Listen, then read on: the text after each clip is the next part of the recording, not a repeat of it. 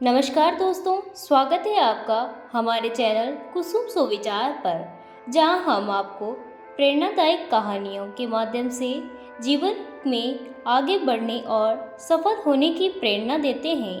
आज की कहानी में हम आपको एक ऐसी अनमोल सीख देने वाले हैं जो आपके जीवन में शांति और खुशी का मार्ग प्रशस्त करेगी। तो बिना देरी किए चलिए शुरू करते हैं। अरुण एक युवा व्यक्ति था जो जीवन में हमेशा एक उद्देश्य की तलाश में रहता था। उनकी नौकरी अच्छी थी, परिवार का साथ था, लेकिन फिर भी उसे एक अजीब सा खालीपन महसूस होता था। उसकी आंखों में हमेशा सवाल होते थे, जीवन का असली महत्व क्या है, खुशी और संतोष का स्रोत क्या है। एक दिन जब अरुण अपने कमरे की सफाई कर रहा था, उसने अपने दादाजी का पुराना संदूक मिला।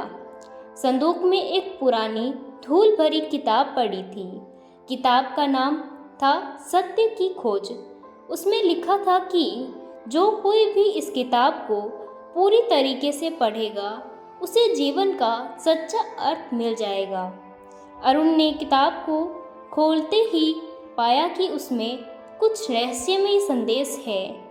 प्रत्येक अध्याय एक नए शहर या स्थान के बारे में था, जहां उसे कुछ विशेष सीखने के लिए जाना था।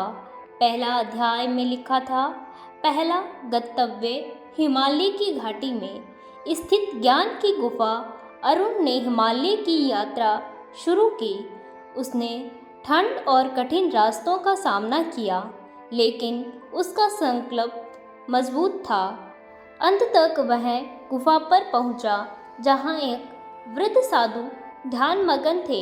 साधु ने अरुण को देखा और मुस्कुराते हुए कहा, मैं तुम्हारे आने का इंतजार कर रहा था। साधु ने अरुण को बताया कि पहला सत्य आत्मज्ञान है। तुम्हारे सारे सवालों के जवाब तुम्हारे अंदर ही है। साधु ने कहा, जब तुम अपनी आत्मा की आवाज़ सुनना शुरू करोगे, तब तुम सच्ची शांति और संतोष पाओगे। साधु ने अरुण को ध्यान की विधि सिखाई। अगला अध्याय अरुण को रेगिस्तान में ले गया, जहां उसे एक संत मिले। रेगिस्तान की कठिनाइयों को पार करते हुए अरुण ने अंततः संत को पाया। संत ने उसे सिखाया कि दूसरा सत्य धैर्य और सहनशीलता है। जीवन में धैर्य रखो और हर परिस्थिति का सामना धैर्यपूर्वक करो। संत ने कहा, अरुण को अब समुद्र के किनारे स्थित एक छोटे से गांव जाना है।